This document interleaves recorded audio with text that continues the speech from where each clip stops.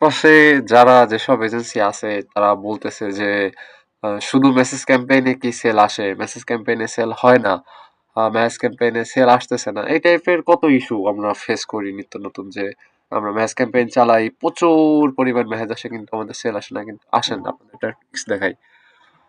Message ক্যাম্পেইনের structure যদি কিনা এরকম ভাবে সাজানো হয়, তাহলে দেখেন এই একটা ক্লায়েন্টের পেজ আমাদের, এ হলো লাইফ টাইমে $55 স্পেন্ড করছে মাত্র, এবং এখন পর্যন্ত টোটাল 69টা অর্ডার পেয়েছে। এখন এখানে ভাববেন যে এখানে লিডস হিসেবে কেন? কারণ এ হলো অর্ডার গুলো মার্ক করে রাখে, অনেকে ফলো আপ করে রাখে মেসেঞ্জারে, আপনার ওই মেটা বিজনেস স্যুট ইউজ করে তারা ফলো আপ করে রাখে। আর যারা একটু আরেকটু ভালো বোঝে তারা আপনার পারচেস করে রাখে। সো ওইটা সম্পূর্ণ ডিফারেন্ট আরেকটা ক্রাইটেরিয়া, যে যে যেভাবে আর কি রাখতে পছন্দ করে। এ এখন পর্যন্ত $55 স্পেন্ড করছে এবং অর্ডার পাইছে টোটাল 69টা। এটা আরো বেশি হবে কারণ এই অ্যাড অ্যাকাউন্টে এক্সাক্ট ডাটা দেখায় না। এবং 0.81 করে অর্ডার পাইছে। এর প্রত্যেকটা অ্যাড কিন্তু মেসেজ ক্যাম্পেইন। এই যে এখানে দেখেন, এই যে অ্যাডের ক্লিক থ্রু রেট দেখেন, একটা 6%, একটা 5%, একটা প্রায় 3%-এর কাছাকাছি। এবং কস্ট পার মেসেজিং কিন্তু এই একটা শুধু হাই 0.62, আর এগুলো 0.6, 0.11, 0.12। এবং বলবেন যে 0.12 তো অনেক, আর 0.11 তো অনেক। আসলে ব্যাপারটা এমন না, যখন রাইট অডিয়েন্স টার্গেট করা হয় তখন এই টাইপেরই আপনার মানে কস্টিং আসে এবং মেসেজও আপনার বেশি আসে। যেহেতু রাইট অডিয়েন্স টার্গেট করা হয়, এখান থেকে অর্ডারও ভালো আসে। যেমন এইটা এখন অ্যাক্টিভ আছে, এখান থেকে অলরেডি 23টা ঢুকে গেছে, এটা থেকে 18টা, এটা থেকে 18টা, এটা থেকে 10টা। সো দেখলে বুঝতে পারবেন আপনারা। এবং সিপিএমটা দেখেন, সিপিএম এর কস্ট দেখে বলবেন যে ভাই এটা তো হাই, কিন্তু আহ, এইটা হলো ভাই টুইক্স। সবাই যেটা যেভাবে মেসেজ ক্যাম্পেইন গুলো সাজায় ওইভাবে ভাই সিপিএম কম থাকবে, মেসেজ প্রচুর আসবে, কিন্তু সেল হবে না। বাট এখানে একটা টেকনিক আছে, সেই টেকনিক ইউজ করলেই আপনার সেল আসবে। সো আমি ক্লায়েন্টের পেজটা দেখাই, এটা হলো তার পেজ, এই হলো তার প্রোডাক্ট। সিম্পল কিছু থ্রি পিস, এগুলোকে আই থিঙ্ক থ্রি পিসই বলে, আই ডোন্ট নো।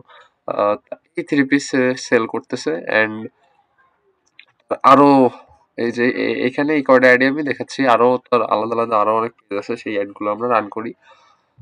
সো ভাই, যারা আর কি মেসেজের খোঁজ চান যে আমার অনেক মেসেজ লাগবে, আমার কস্টিং এত লাগবে, ওই জন্য ভাই মানে ফেসবুক না, ফেসবুক যদি আপনি রাইট ভাবে চালাইতে পারেন, এই অ্যাড গুলো যদি আপনি রাইট ভাবে সেট আপ করতে পারেন, সবাই বলে যে টার্গেট অডিয়েন্স। এখন টার্গেট অডিয়েন্স বলতে এটা সবাই বোঝে যে আমি যখন টার্গেটিং এ যাব তখন এঙ্গেজ অফার দেবো, অনলাইন শপিং দেবো, দারাজ অনলাইন শপিং দেবো, এগুলো দিব, বাস আমার সেল আসবে।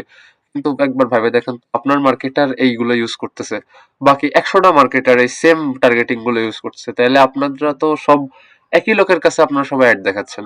তো একটা লোক যে কিনা দিনে 10টা 12টার মতো অ্যাড দেখতেছে, সে কি কখনো আপনার কাছ থেকে প্রোডাক্ট নিবে? আপনার দেখাতে হবে ইউনিক কাস্টমারের কাছে। মার্কেটের যে 3% অ্যাক্টিভ বায়ার আছে, ওই অ্যাক্টিভ বায়ারের কাছে আপনি অ্যাড দেখালে তো আপনার প্রোডাক্ট ভাই সেল হবে না, এটা তো স্বাভাবিক।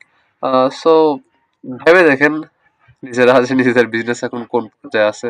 আশা করি এই ছোট্ট একটা ভিডিও ছাড়া দেখেন এইখানে কিন্তু আমরা কাস্টম মেট্রিক ইউজ করি। এখন এই কাস্টম মেট্রিক যা যা জানেন না, আগের একটা ভিডিও আছে,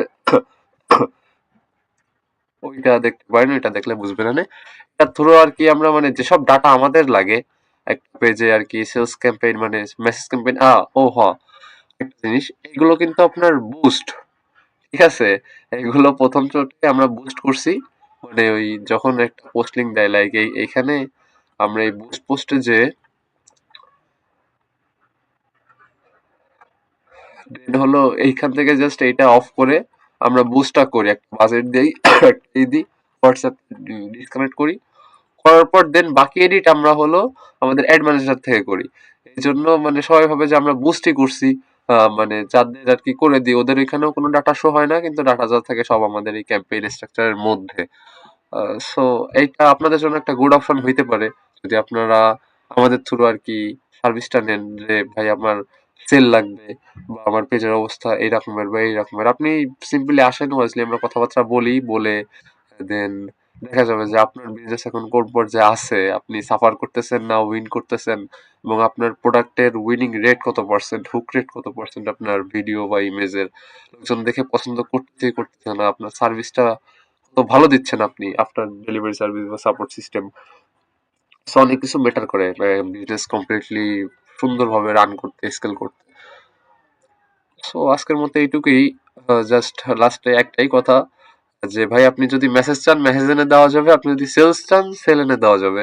কিন্তু অনেকে বলে যে $5 করাবো, $10 করাবো, কিন্তু ভাই $5 $10 দিয়ে মানে হয় না। আপনি দরকার হয় আপনি নিজে 20,000 টাকা দিয়ে একটা ফেসবুক অ্যাডস এর কোর্স করেন, করে আপনি নিজে $5 স্পেন্ড করেন, স্পেন্ড করে দেখেন আপনি নিজে কয়টা সেল আনতে পারতেছেন। ফেসবুকে শর্ট টাইম বাজেট নিয়ে যদি আপনি গেম দিতে চান দেন আপনি পারবেন না। এখানে আপনার লং টার্ম চিন্তা ভাবনা করতে হবে। নইলে আপনি মার্কেট টিকে থাকতে পারবেন না। ওই আপনিও আদার 10টা মার্কেটারের মতো সেম টার্গেটিং করবেন, সেম প্লেসমেন্ট সিলেক্ট করবেন, বাস আপনিও মারা খাবেন।